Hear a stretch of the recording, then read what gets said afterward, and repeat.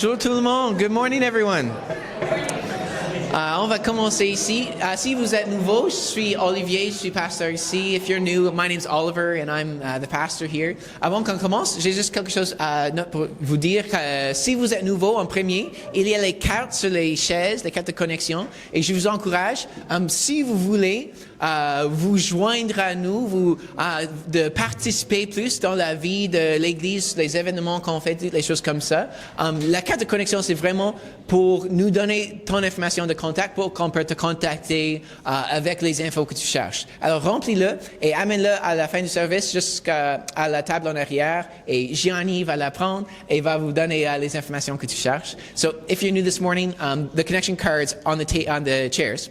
The purpose of those is if you want to get connected with the church, if you want to participate in events that are going on, you can fill those out and take them to Gianni at the connection table at the back at the end of the service. And then she can give you any of the information that you're looking for about how to participate, what's going on, things like that. J'ai juste quelques annonces. Une chose, c'est que ce soir, c'est le Super Bowl. Tonight's the Super Bowl. Qui va regarder le Super Bowl? Quelques personnes, OK. Si vous voulez le regarder ensemble avec un super fun groupe de personnes, on fait toujours une fête de Super Bowl à Sunnybrae, à le campus de Moncton. Alors ce soir, ça commence le jeu commence à 7h, je pense. Mais les portes s'ouvrent à 6h30. Alors si vous voulez... C'est quoi? 7. The game's at 7. Doors open at 7, game's at 7:30. Oh, OK. That's what Colin said this morning. Oh, okay. There was confusion on that last week. So okay, if that's the new plan. Oh, les portes s'ouvrent à 7h. Le jeu c'est à 7h30. Apparemment. So if you want to come watch the Super Bowl together, it's a good time. There's all kinds of food. It's kind of bring snacks to share, but there's also like tons of food that will just be there. So I encourage any of you to come out to that, and it's just a fun time to get together as a church and have fun. There you go. The thing is updated. Doors open at 7. Super. Puis, la deuxième chose que je veux mentionner, c'est dans 2 semaines, le 22 février, la ville de Dieppe, ils font un événement qui s'appelle la Magie de l'hiver. Et c'est ici, au Parc Saint-Anselme, il y a toutes sortes d'événements, toutes sortes d'activités pour les familles. Et une des activités, c'est qu'il y a une brunch ici dans ce salle de 9h à 1h, 9h le matin jusqu'à 13h. Donc, on ne peut pas utiliser la salle pour notre célébration. Ce qu'on va faire, c'est on va assister à Sunnybrae Moncton ensemble à la célébration de 9h. Et là, on va venir ici, participer dans la magie de l'hiver ensemble et juste être une présence dans la communauté de notre Église et célébrer ensemble. On va regarder pour les façons, je parle avec la ville, s'il y a des façons qu'on peut servir et aider avec l'événement, on va voir. Mais restez à l'écoute pour ça. Oui, alors juste sachez qu'on ne serait pas ici pour la célébration le 22 février. On serait à Sunnybrae Moncton ensemble et puis on va venir ici pour participer. So on the 22nd of February, the city of Dieppe is putting on a big event here, Winter Magic. There's all kinds of family activities and stuff going on. And so they've got a brunch here that Sunday morning. And so we can't use this building. So we'll be at Sunnybrae Moncton at the 9 o'clock service. And then we'll come over here to participate in the event together as a church and just to be a presence in our community. And we have asked them if there's ways we can serve. I'm talking to the city about that. So we'll see if there's specific things we could do or if we can just come and be a blessing and be a joyful presence in the community. So we'll see. Oui, ça c'est vraiment les grandes annonces. Les autres choses, je vous encourage aussi de nous suivre sur social media, sur Facebook et Instagram. Regardez notre site web. On envoie toutes les informations à propos des choses qui s'en viennent, les événements, les détails, les choses comme ça. Alors pour te garder au courant, suis-nous sur Facebook et Instagram. Et c'est juste Sunnybrae Dieppe. Finalement, je vais juste dire, si vous voulez donner pour supporter la mission de Sunnybrae, on a une boîte en arrière où tu peux donner avec le e-transfer à la courriel dieppe@sbchurches.com. Ce que je vais vous encourager, c'est que il y a une grande bénédiction quand on donne. Dieu ne nous promet pas de nous bénir nécessairement avec la richesse financière, avec la richesse matérielle, mais il y a quelque chose de participer avec Dieu, avec son Église, dans sa mission, à travers les finances. Il y a une façon que ça nous donne un sentiment de vraiment contribuer concrètement à sa mission. Et il y a une grande bénédiction qui vient avec ça. C'est intangible, Dieu ne nous promet pas exactement comment il va nous bénir, mais je sens ça, je me ressens ça, qu'il y a une façon que quand je donne, c'est comme, wow, Dieu m'utilise, on utilise les fonds ensemble pour faire les choses, pour servir la communauté, pour prêcher l'Évangile. Et il y a vraiment une bénédiction à l'autre côté de la sacrifice de donner. Alors je vous encourage ce matin de donner selon comment Dieu vous dirige et comment Dieu met sur vos cœurs. So if you would like to give this morning, if you feel God calling you to give, there's the ways you can. There's the e-transfer or the offering box in the back. And I just want to encourage you that there is a blessing that comes with giving. God doesn't promise financial blessings that he's going to like double your investment, that you get whatever back. But there is a blessing that comes with participating with God in his mission, contributing financially to that. There's a sense of just being part of it together. And of seeing God use our sacrifice to bring the gospel to people, to serve the community, to bless other people. And so there is a blessing on the other side of sacrifice. And so I want to encourage you with that this morning to receive that. Alors, avec toutes les annonces, c'est bien, on va louer le Seigneur avec la musique ensemble. Alors, je vous encourage, levez-vous ensemble. I encourage you to stand with us, and we're going to worship God with music. On va chanter un nouveau chant ce matin, qui vous invite à chanter fort ensemble, en communauté et en célébration. So we're going to sing a new song this morning. We just invite you guys to sing with us and sing in celebration of Jesus Christ. Thank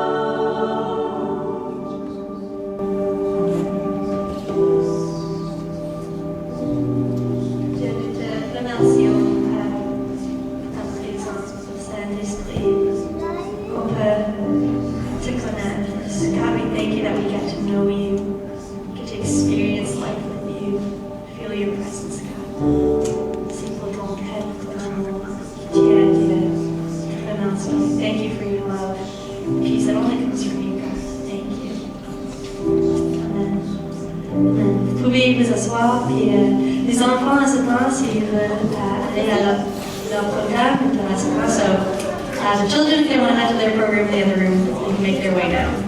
Thanks.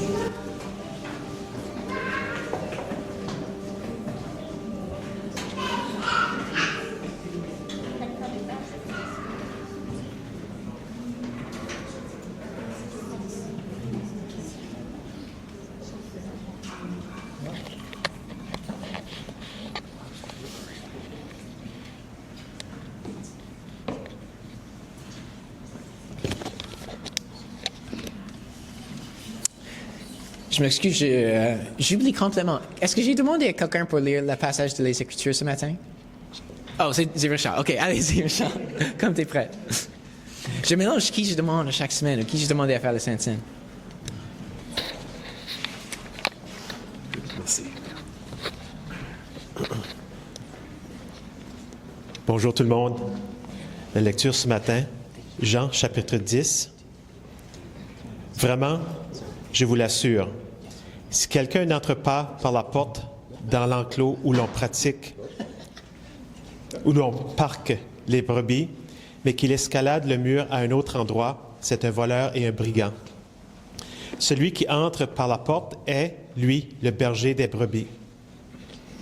Le gardien de l'enclos lui ouvre, les brebis écoutent sa voix. Il appelle par leur nom celles qui lui appartiennent et il les fait sortir de l'enclos. Quand il a conduit au dehors toutes celles qui sont à lui, il marche à leur tête et les brebis le suivent, parce que sa voix leur est familière. Jamais elles ne suivront un étranger. Au contraire, elles fuiront loin de lui, car elles ne connaissent pas la voix des étrangers. Jésus leur raconta cette parabole, mais ils ne comprirent pas ce qu'il voulait leur dire. Alors il reprit, « Vraiment, je vous l'assure, je suis la porte par où passent les brebis. Tous ceux qui sont venus devant moi étaient des voleurs et des brigands, mais les brebis ne les ont pas écoutés. C'est moi qui suis la porte. Celui qui entre par moi sera sauvé. Il pourra aller et venir librement. Il trouvera de quoi se nourrir. Le voleur vient seulement pour voler, pour tuer et pour détruire. Moi, je suis venu afin que les hommes aient la vie, une vie abondante. » Merci. Merci. For the English speakers in the room, this morning we're trying a new AI translation program. I know this has been a bit of an ongoing journey, trying to figure out the best way to do this. Last week we tried, even with Richard, doing a translation, or speaking into the translation software, and it still was a mess. And so we realized that it's not just my bad accent that's causing the problem, which is great news for me. But I think it really just showed that the other program we were using just wasn't good. And so there's a few other translations that are built differently to just do text and not to do audio. And so we're wondering if this will work better. And so we're going to try this one this morning, a free trial, and see how that goes. So if you would want to scan that and follow along now, and Nick, you've got the input set up. It's going as far as you can tell? Great. Okay. So let me know in an email later, maybe not during the service, but let me know later how it goes. Okay. So ce matin, on continue notre série de prédications, Redécouvrir Jésus. Et on t'invite à explorer Jésus ensemble. On regarde qui est Jésus dans ses propres mots. Comment a-t-il lui-même défini son identité? Et aussi, comment a-t-il décrit sa mission? La raison pour laquelle il est venu. Alors ce matin, on va examiner un texte où Jésus utilise une autre métaphore pour définir son identité. Il est la porte des brebis. Mais aussi dans notre texte, Jésus décrit l'un des aspects de sa mission. Pourquoi il est venu? Je suis venu pour que les gens aient la vie abondante. Alors, en premier, je vais discuter de ce que ça veut dire, que Jésus est la porte des brebis. Et puis, deuxième, on va discuter de ce qu'est la vie abondante que Jésus a promis. Alors, qu'est-ce que ça signifie que Jésus est la porte des brebis? Dans ce chapitre, c'est un peu confus parce que Jésus mélange deux métaphores. Ici, il s'identifie comme la porte, et il y a des bergers qui entrent par la porte. Donc ici, Jésus n'est pas le berger dans la métaphore, mais plus tard, dans le verset 11, Jésus change la métaphore et il s'identifie comme le bon berger. Et on va discuter de cette métaphore-là la semaine prochaine. En fait, Dovik va prêcher la semaine prochaine. Donc, j'ai vraiment hâte pour ça. J'ai vraiment hâte pour que notre Église entende ce que Dieu met sur son cœur à propos de Jésus, le bon berger. Mais ici, dans notre texte ce matin, la porte est la manière dont les bergers véritables ont accès aux brebis. Dans ce sens, les bergers ne font pas référence à Jésus, mais à d'autres leaders religieux. Alors, ils s'identifient comme la porte pour faire une comparaison entre les véritables leaders chrétiens, les bergers, et les voleurs, c'est-à-dire les faux leaders. Alors, son point, je pense, c'est que Jésus est celui qui certifie les véritables bergers.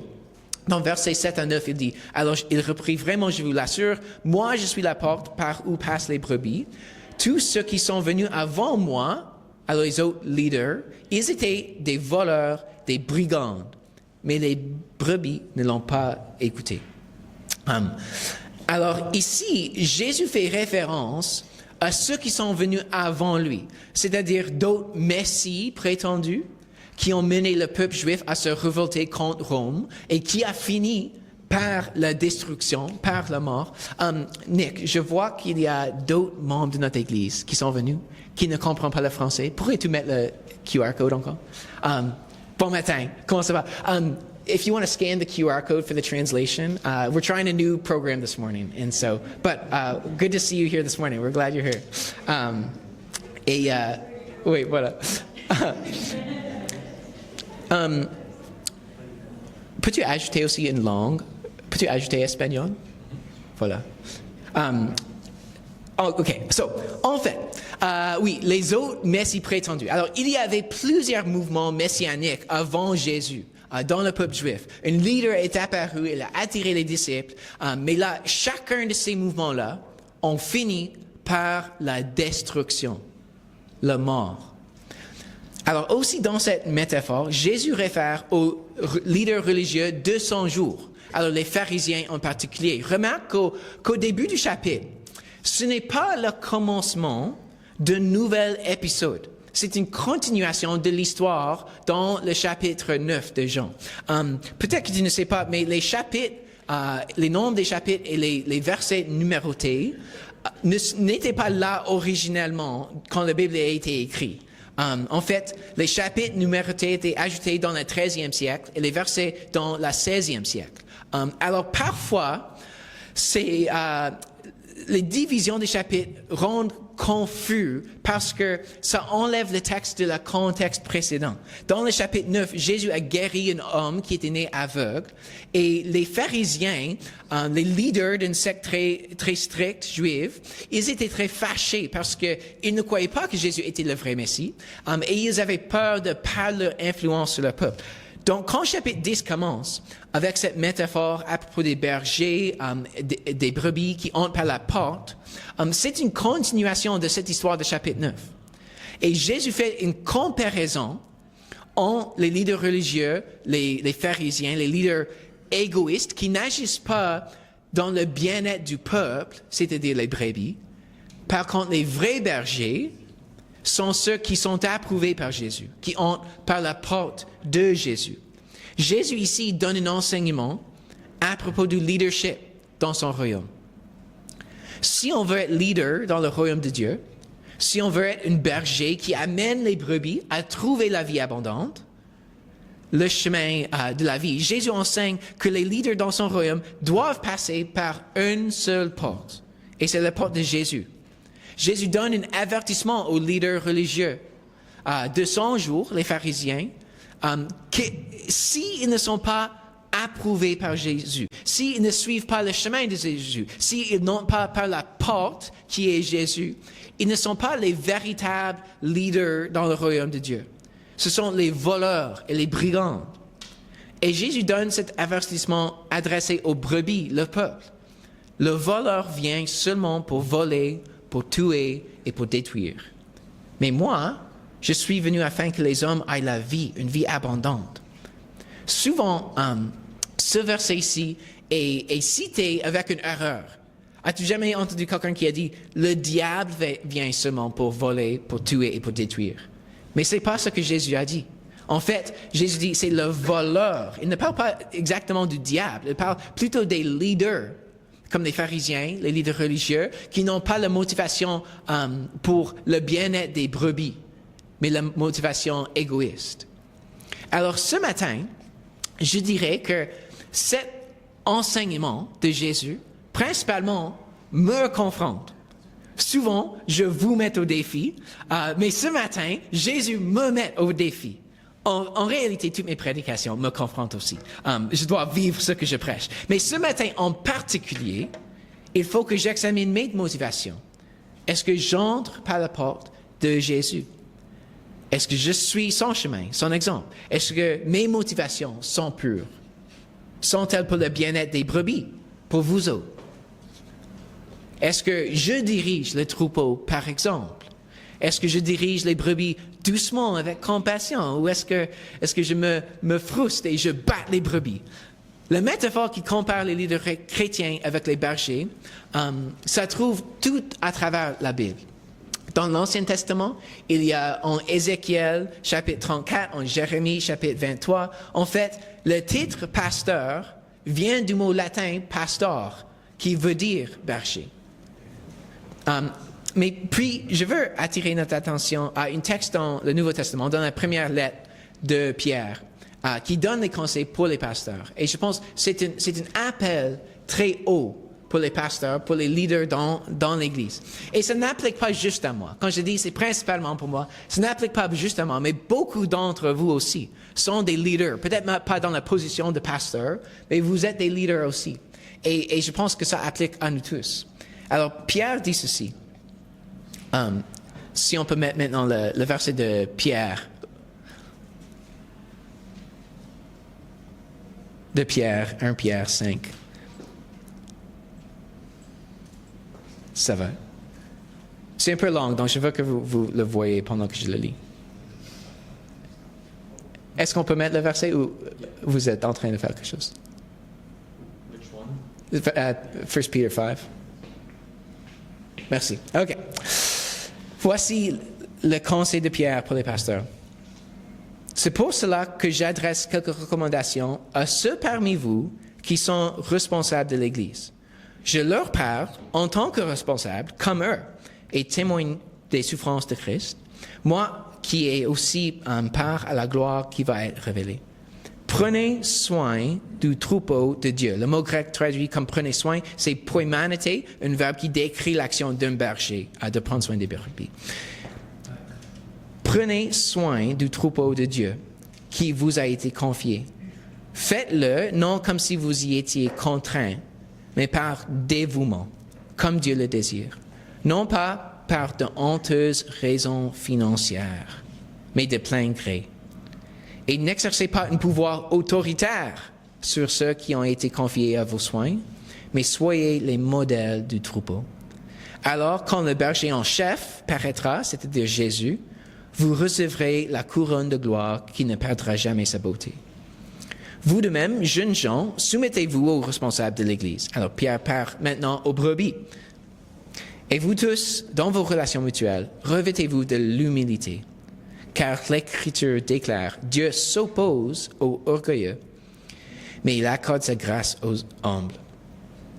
Tenez-vous donc humblement sous la main puissante de Dieu, pour qu'il vous élève au moment fixé par lui, et déchargez-vous sur lui de tous vos soucis, car il prend soin de toi. Alors, ici, il y a quelques conseils forts pour les bergers, pour les leaders. Prenez soin des brebis. Faites-le avec dévouement, pas comme si vous y étiez contraint. Et pas avec l'avidité ou la cupidité pour la richesse. De n'exercer pas un pouvoir autoritaire sur les brebis. Cependant, Pierre dit aux brebis à se soumettre aux responsables de l'Église, mais il décrit la relation entre les leaders et les brebis comme étant une relation d'humilité mutuelle. Alors, ce premier point a pour le leadership spirituel. C'est principalement un point que je prêche à moi-même, qui me confronte, qui m'instruit, mais aussi pour vous. Il y a quelques-uns d'entre vous qui veulent un jour, qui veulent être des bergers, des vrais pasteurs dans les églises, mais aussi juste comme bénévoles. Vous êtes des leaders, vous servez, vous aidez les autres à suivre Jésus. Alors ça, c'est la motivation, le caractère qui devrait nous décrire, que nous devrions poursuivre. Alors finalement, pour le reste de vous, qui ne sont pas les pasteurs, Jésus donne aussi cet enseignement pour les brebis, de les protéger des faux leaders. Il veut que vous sachiez comment identifier les faux leaders, qui prétendent être les bergers, mais qui en réalité sont les voleurs et des brigands. Ils ont des motivations égoïstes. Ils cherchent à exploiter les brebis pour leur propre enrichissement. Ils ne suivent pas l'exemple de Jésus. Ils n'entrent pas par la porte de Jésus. Ils ne sont pas les bergers approuvés en dessous de Jésus, le berger en chef. Ils ne mènent pas les brebis à la vie abondante, mais ils viennent pour voler, pour tuer et pour détruire. Alors, ce premier point, ce matin, Jésus certifie les bergers. Les bergers amènent les brebis au pâturage abondant. Il dirige les brebis à la vie abondante de Jésus. Et ça, c'est le deuxième point que je veux mettre l'accent ce matin. C'est que Jésus est venu afin qu'on ait la vie abondante. Mais ça pose la question, qu'est-ce que c'est la vie abondante? Est-ce que Jésus parle ici de juste la vie éternelle au ciel? Est-ce que ça, c'est la vie abondante qu'il a en tête? Je dirais oui. Bien sûr, comme j'ai clarifié il y a quelques semaines, la vision de la vie éternelle de la Bible, c'est la vie ressuscitée, c'est la nouvelle création, une vie physique et matérielle, mais qui dure à jamais, avec Jésus comme notre roi, où son royaume est en fait réalisé complètement, où tout l'univers suit la volonté de Dieu. Est-ce que Jésus, ici, parle principalement de la vie abondante comme une abondance de durée de vie? La vie qui dure éternellement. Je dirais, en partie, mais je pense qu'il parle ici, pas juste de la vie abondante au-delà, mais après la mort, mais aussi la vie actuelle. Je pense qu'il parle de la vie dans ce monde, présente. Et les spécialistes de la Bible que j'ai étudiés cette semaine pour ce texte, ils sont d'accord. Jésus parle de la qualité de la vie abondante, pas juste de la quantité de la vie abondante. Alors, la vie abondante dont Jésus parle ici, c'est une qualité de vie qui commence maintenant, dans cette vie actuelle. Et qui est, évidemment, qui continue au-delà. La vie ressuscitée, c'est la nouvelle création, bien sûr. Alors, si la vie abondante que Jésus a promis peut commencer maintenant, dans notre vie actuelle, qu'est-ce que c'est la vie abondante? Qu'est-ce que ça ressemble? As-tu déjà entendu l'histoire du prof qui a demandé à sa classe de maternelle, qu'est-ce que vous aimeriez être quand vous grandissez? Et une élève a dit, je veux être médecin. Et elle a répondu, c'est super, une carrière qui gagne beaucoup d'argent et qui contribue à la société, c'est une très bonne réponse. Qu'est-ce que vous aimeriez être quand vous grandissez? Une autre élève lui a dit, j'aimerais être un homme d'affaires. Et la prof a répondu, c'est bien, on peut gagner beaucoup d'argent, mais faites attention de poursuivre les entreprises bienveillantes pour la société. Et puis la prof a demandé à petit Pierre, qu'est-ce que tu aimerais être quand tu grandis? Et petit Pierre, il a répondu, j'aimerais être content. Et la prof, un peu surprise, l'a corrigé, oh Pierre, je ne pense pas que tu as compris la question. Mais petit Pierre l'a corrigé de son tour, madame, je ne pense pas que tu as compris la vie. Qu'est-ce que c'est la vie abondante? Notre culture imagine la vie épanouie comme surtout la richesse, le confort, le statut social, d'éviter la souffrance et le deuil, le succès dans son carrière et le succès romantique. Notre culture a une vision de la vie abondante et des milliers de gens le poursuivent. Mais est-ce qu'ils sont contents? Est-ce que cette vision-là, cette poursuite-là, les comble? Est-ce qu'ils trouvent la vie abondante qu'ils cherchent? Le comédien Jim Carrey, une fois, il a dit, « Je pense que tout le monde devrait devenir riche et célèbre et réaliser tous ses rêves, afin de se rendre compte que ce n'est pas la réponse, Alors voici quelqu'un qui a réalisé la vision de la vie abondante de ce monde, la richesse, le statut social, le succès, mais il a trouvé que ça ne comble pas. Qu'est-ce que c'est la vraie vie abondante? Car Jésus a dit que c'est une des raisons pour lesquelles il est venu. C'est un aspect de sa mission, de la raison pour sa vie, pour son incarnation, que les humains aient une vie abondante. Est-ce que Jésus nous a promis qu'on soit riche? Non. Qu'on soit jamais malade? Non. Qu'on expérimente aucun deuil ou déception? Qu'on soit estimé par tout le monde? Je ne pense non. Donc, qu'est-ce que c'est la vision de la vie abondante que Jésus présente? On parle ici souvent à Sunnybrae à propos d'un verset qui exprime cette vision d'abondance. En Romains 15, chapitre 15, verset 13. Que le Dieu de l'espérance vous comble de toute joie, de sa paix, par votre confiance en lui, ainsi votre cœur débordera d'espérance par la puissance du Saint-Esprit. Alors que nous continuons à placer notre confiance en Dieu, il remplira nos cœurs de la joie, de la paix et d'une espérance en abondance qui se répand dans la vie de la communauté qui nous entoure. Alors, qu'est-ce qui ressemble cette vie abondante? Une vie qui déborde de joie et de paix et de l'espérance. Alors, en premier, la vie abondante n'est pas nécessairement une abondance de richesse, comme j'ai dit. Mais Jésus enseigne ça plusieurs fois. Alors, dans Luc chapitre 12, il dit, « Gardez-vous avec soin du désir de posséder sous toutes ses formes. Car la vie d'un homme, si riche soit-il, ne dépend pas de ses biens. La qualité de sa vie n'est pas corrélée avec le montant de ses possessions. Au contraire, la vie abondante est une abondance de contentement. Le contentement, peu importe notre situation matérielle, on peut être comblé de la joie, de la paix et de l'espoir indépendamment de notre situation matérielle à cause de Jésus. Comme Paul qui a écrit dans sa lettre aux Philippiens, « Ce n'est pas le besoin qui me fait parler ainsi, car j'ai appris en toutes circonstances à être contente avec ce que j'ai. Je sais vivre dans le dénouement, je sais vivre aussi dans l'abondance. C'est le secret que j'ai appris, m'accommoder à toutes les situations et toutes les circonstances, que je sois rassasié ou que j'aille faim, que je connaisse l'abondance ou que je sois dans le besoin. Je peux tout grâce à celui qui me fortifie. » Ce verset final est souvent cité par les joueurs de sport. Alors, on va voir ce soir au Super Bowl, si quelqu'un va le mentionner, Philippiens 4:13, « Je peux tout grâce à celui qui me fortifie. » Mais ce n'est pas à propos de gagner les matchs de sport. C'est à propos de vivre dans le contentement, peu importe notre situation matérielle. Alors comment est-ce qu'on vit cette vie de contentement? Comment est-ce que Jésus nous donne le contentement en abondance? Comment est-ce que c'est différent que les gens de ce monde? Comment est-ce que la vie avec Jésus nous donne du contentement en abondance? Il y a plusieurs façons. Il y a l'espoir dans la vie éternelle. Ça nous donne une perspective totalement différente sur nos souffrances dans cette vie. Elles sont temporaires. Jésus nous promet qu'un jour, on sera libéré de la souffrance, de l'injustice, de la mort. Donc, la promesse de la vie éternelle nous donne une abondance d'espoir. Et ça nous donne un contentement, peu importe notre situation matérielle.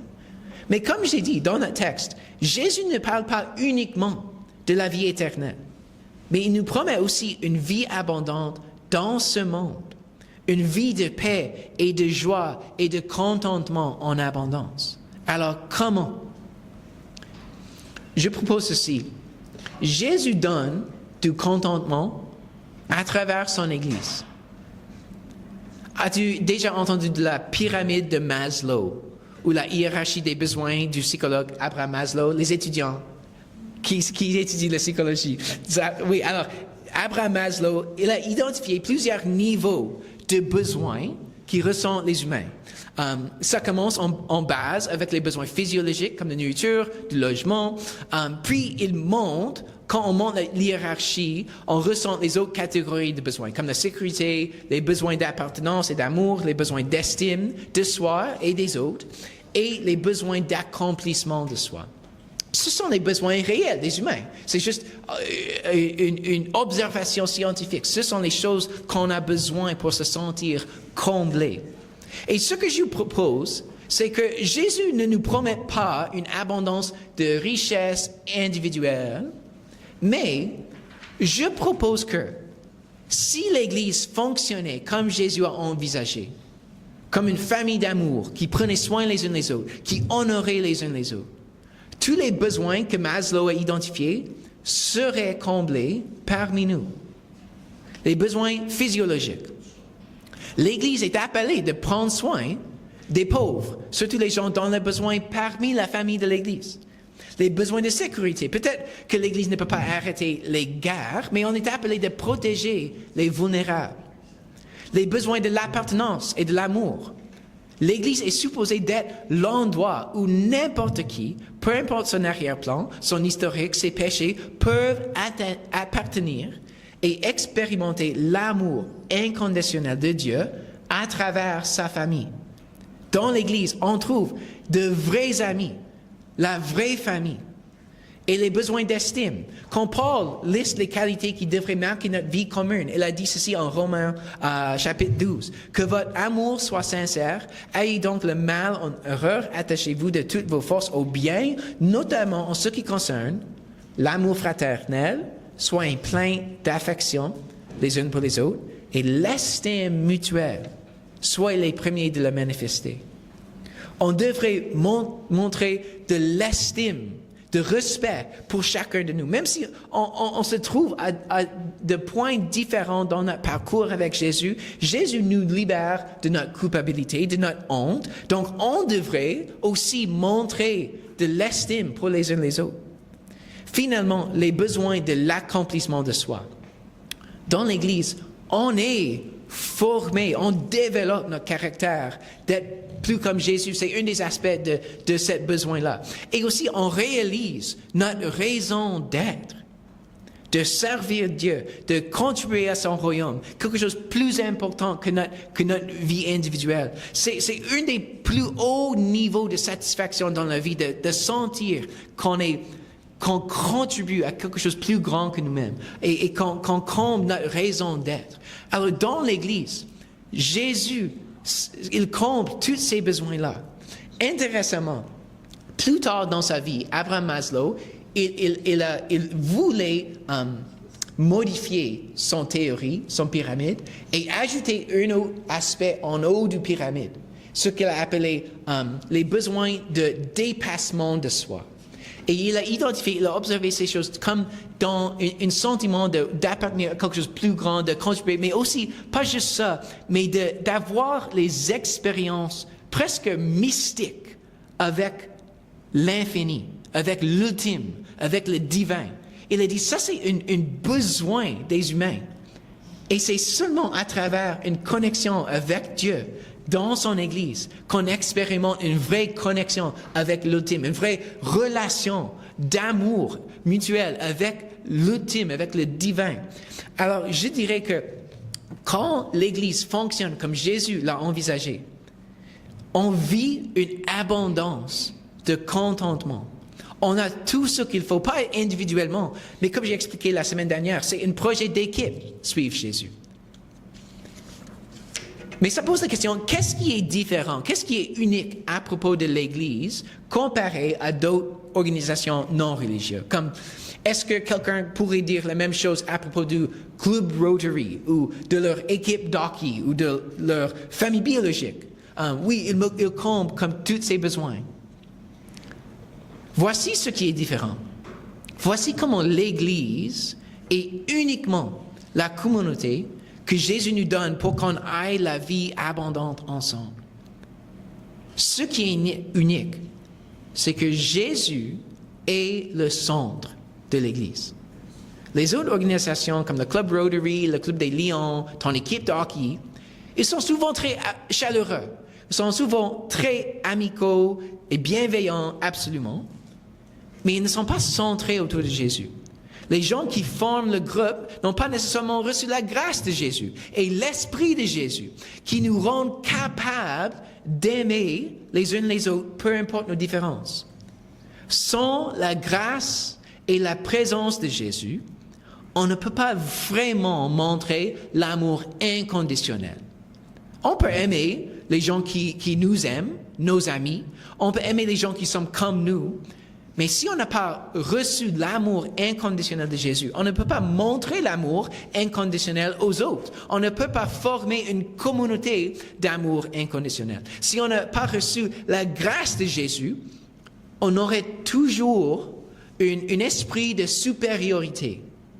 Si on ne nous voit pas comme quelqu'un qui a besoin de pardon, si on regarde la croix de Jésus et on voit qu'il est mort pour les autres, on a toujours un esprit de supériorité. On regarde les autres et on dit, je n'aurais jamais commis un péché aussi grave que ça.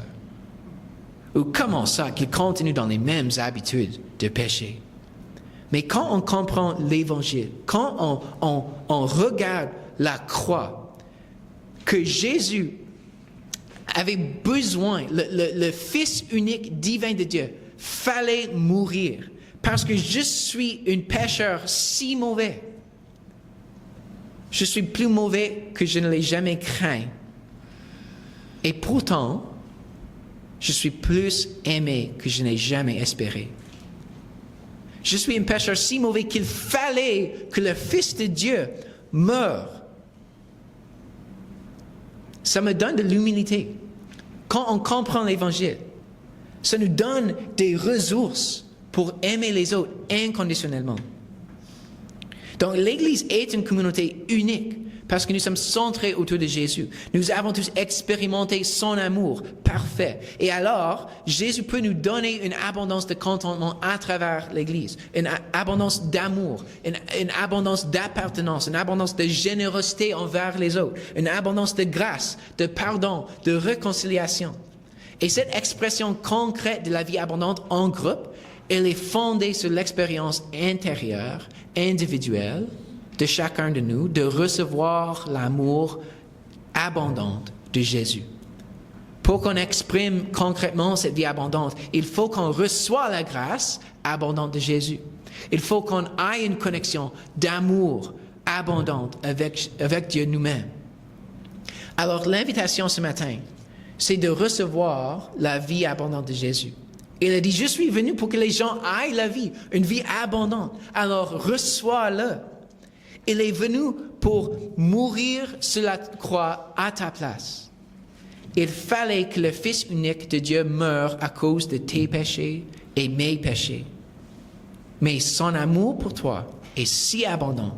Oui, il fallait qu'il meure, mais aussi il voulait mourir pour toi, pour te pardonner, pour te donner la grâce abondante, la vie abondante. Alors l'invitation aujourd'hui, c'est de regarder la croix, de contempler l'amour abondant de Jésus, de contempler que tu es plus mauvais que tu ne l'as jamais craint et pourtant plus aimé que tu n'as jamais espéré. N'est-ce pas que Jésus est merveilleux? N'est-ce pas que sa grâce est glorieuse? N'est-ce pas que quand on reçoit ce genre d'amour, que ça nous transforme?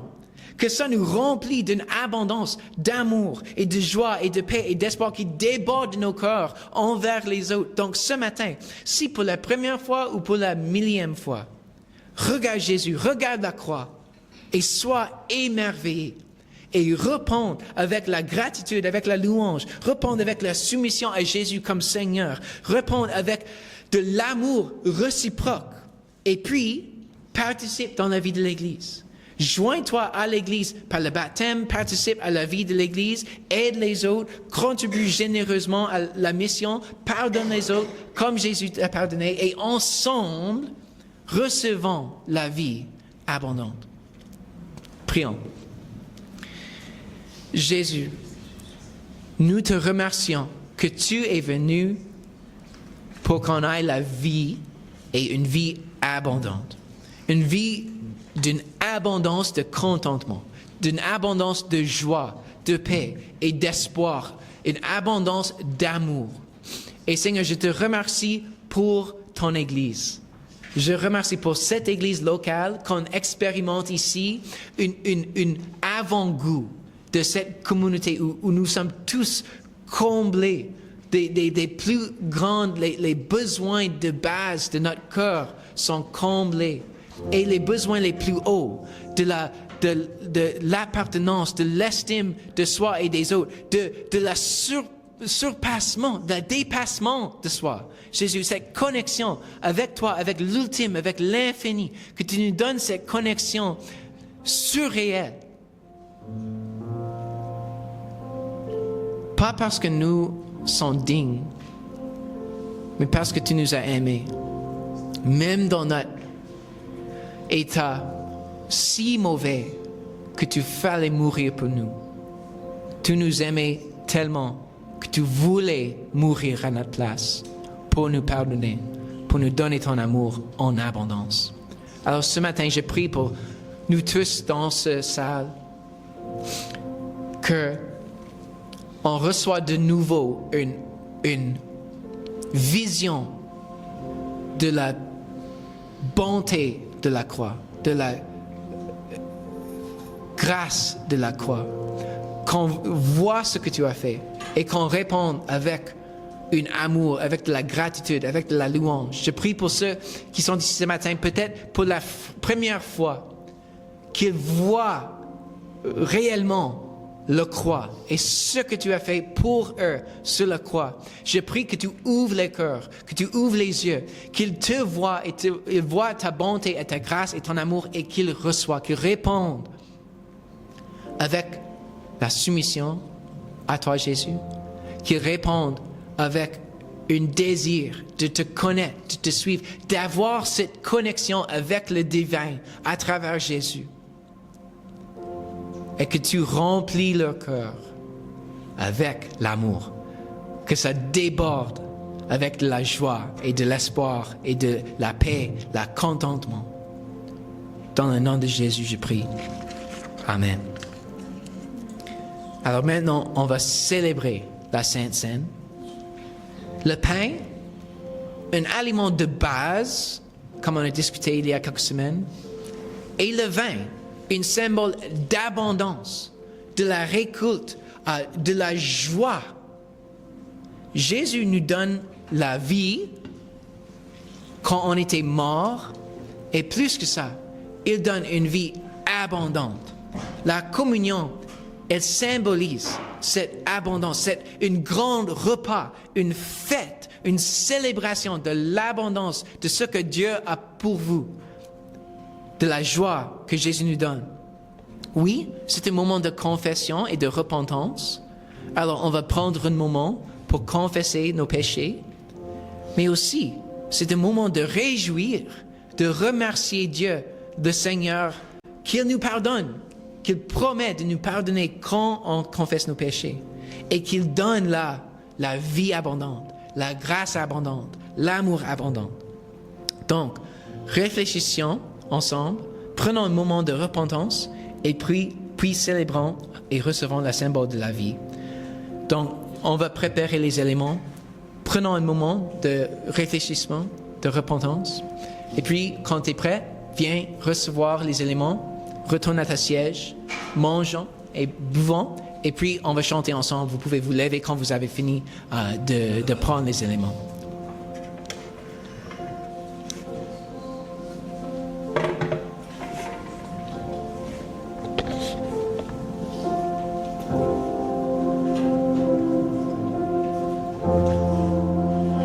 Invite ceux qui sont fatigués à décharger leur fardeau sur toi. Tu nous remets ta présence et ta paix, et un amour qui ne finit pas. Je t'en ai dans ma peine d'y arriver, pour les jours et au bout du chemin.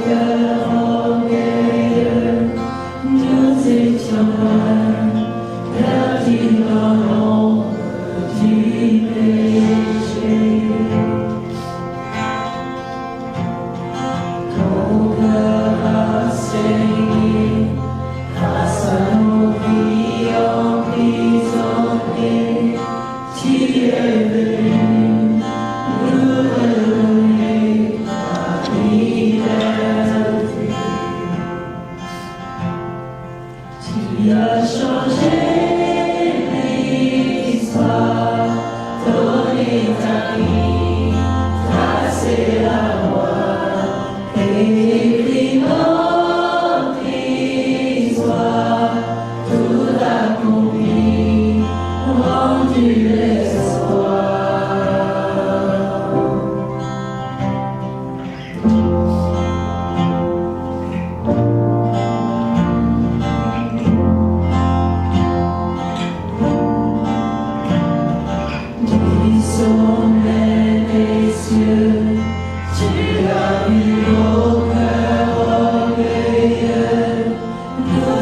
Tu